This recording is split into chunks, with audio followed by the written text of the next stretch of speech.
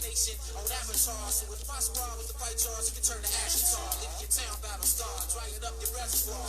And you could have been harder, Negro walk the war. Cincinnati is a fireplace that breeds firemen. Kentucky breeds wildcats, so what you think I am? A mix between Johnny Blaze, Wolverine, and Iron Man. Don't toot my own horn, you tell me who I'm lava than. Lava rock the mic right like yeah. Blow like explosions corrode in the air. No man can extinguish this fire from the God. Gave birth to me, now the sun shines in my heart. Walk across the sun, barefoot, looking for shade.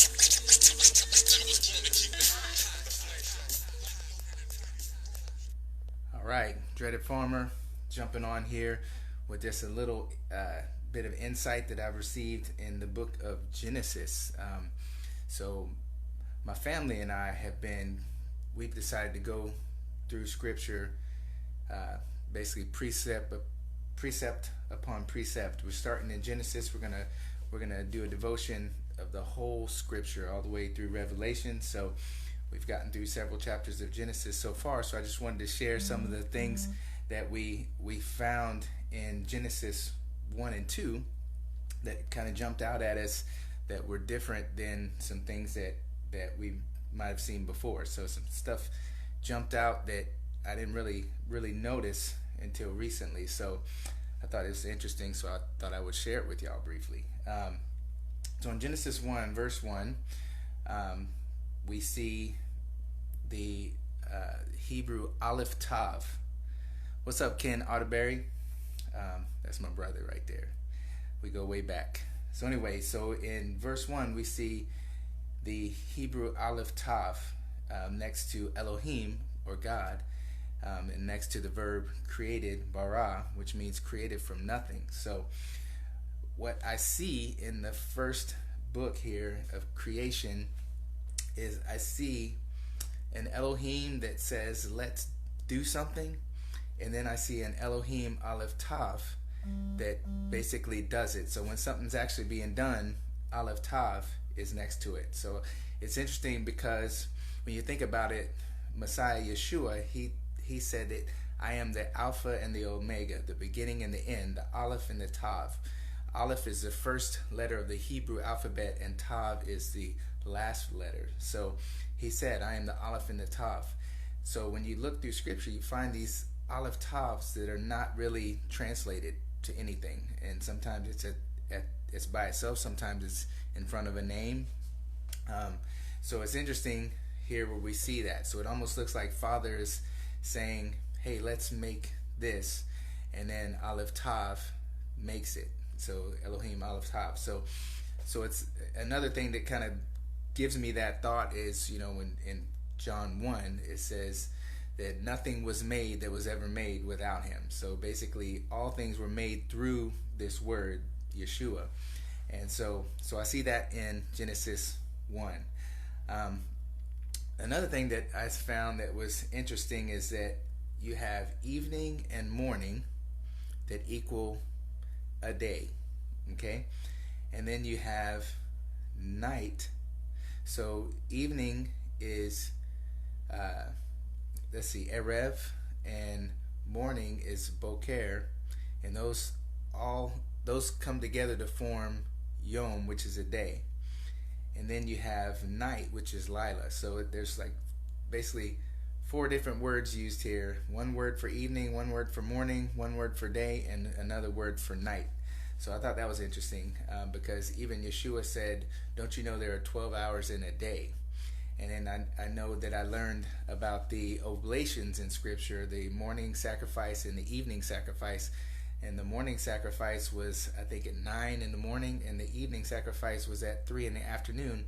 Both of those fit into that 12-hour day, as Messiah said. So that's pretty cool. So could that be saying that evening and morning equal yom, like a day, or the daylight hours? So interesting there. And then you get to verses 6 and 7, and it talks about the expanse of the heavens. And you look up this word for expanse, and it says like hard surface, or vault or whatever. And then I was looking in Josephus, and Josephus He called it a crystalline. So I thought that was interesting too. So anyway, so this surface that is the vault in the sky is to separate waters above from the waters below. And the waters above could be the clouds, right? The waters above could be waters above, like when it says opening up the floodgates of heaven or the windows of heaven. And then you got the water below. I thought that was interesting. When you get to the first 3 days, you realize that Elohim, or God, is the actual light of the world. And then on day 4, he puts the sun and moon in charge to govern the day and the night. So it's almost like the sun and the moon are beings up there that are created just to govern the day and the night, the Yom and the Lila, which is interesting. It even says they have their 2 great lights, so they have their own light. And then you get to day 5 and 6, and Elohim created all the living beings with the soul, and he also created animals. Then he created man in his own image. And here you see the aleph taf again, where he's basically creating man in his image. And then you see the food that he gave, aleph tav, was green plants with seeds and fruit-bearing trees. What's interesting is when we had this discussion as a family, we kind of looked at the green plants with seed and the fruit-bearing trees. And so something that we eat that doesn't really count as a green plant or a fruit is mushrooms. So we had a discussion about, did God mean also fungus or mildew or anything like that? So we're still looking into that, because we love mushrooms. But if he doesn't want us to eat them, I'm sure he'll let me know and I'll stop eating them. But basically, all that he made was good, and the he, Elohim aleph tav, made was good, tov meod. So I thought that was interesting because, again, we read in John, the book of John, the first chapter, that basically everything was created through him, and nothing was made that was made without him. So you can, in the Hebrew, you see this aleph tav popping up in different places to, I think, signify that this is where Messiah is having his hand in creation. Also, you see in Proverbs 8, starting around verse 21, 22, you see kind of a picture of wisdom. But it's interesting because the whole chapter is about wisdom, but then when it gets to this point, it's almost like he's talking about Messiah at the right hand of God as the chief architect. So you kind of see that in Proverbs 8, which kind of looks exactly like what I'm seeing here in Genesis 1. So moving on to Genesis 2 real quick, he finishes his creation. We get to the 7th day, the Sabbath or Shabbat, which is not called the Shabbat yet. It's just called the 7th day that he hallowed and blessed, right? And even when it says that he blessed it, it's Elohim aleph tav that blessed it. And then so what I kind of gathered from that is, if Yeshua is the word, then he's like the executor of God's will. So God speaks it. Yeshua is the one that executes what God speaks. So he is that word that goes forth. And I thought that was pretty cool. So he's like the executor of God's will.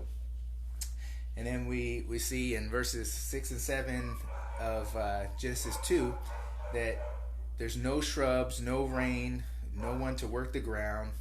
And then you ask why, and it literally says because he had not done it. And it has an aleph tav there too. So it's basically saying, I think, that Yeshua had not done that yet. So dew came up from the ground, so it could water the land. And then there's a bunch of actions in the next few verses that are basically some verbs that have the aleph tav next to these verbs. You have he formed, he watered, he put, and then it talks about the river that wraps around Eden and the surrounding Havilah and Cush, which is Ethiopia. Then it says he took, and then he formed. And so all those had an aleph tav, and I thought that was interesting because it just seemed like, again, we're seeing the same pattern, the same idea, is that The one that's actually making things happen, the one that's actually doing the actions, is this aleph tav, which is Yeshua. He planted a garden. So there's another verb. He planted a garden in the east, and my thought was, east of what, right? Could that have been maybe east of God's throne? Maybe because he was dwelling with Adam and Eve. So was this garden east of his throne? And then, of course, we know that the earth is his and all that's in it, until sin separated him from us and exiled man from him. So basically, I thought that was interesting that he had placed that garden east. And if you look up the Hebrew word, I can't remember what the Hebrew word is, but that word that was for east was also for in front of. So it could be like he placed a garden in front of what? Maybe in front of his throne, so that he could take care of it and look after it. So anyway, I just want to encourage you on just a little bit of feedback that we got in our discussion of Genesis 1 and 2. And I'll get back with you on more stuff that we find and stuff that's interesting to even look at and examine for yourself. I want y'all to live it, love it, and share it. Shalom, shalom. I love all y'all, and there's nothing you can do about it. Shalom.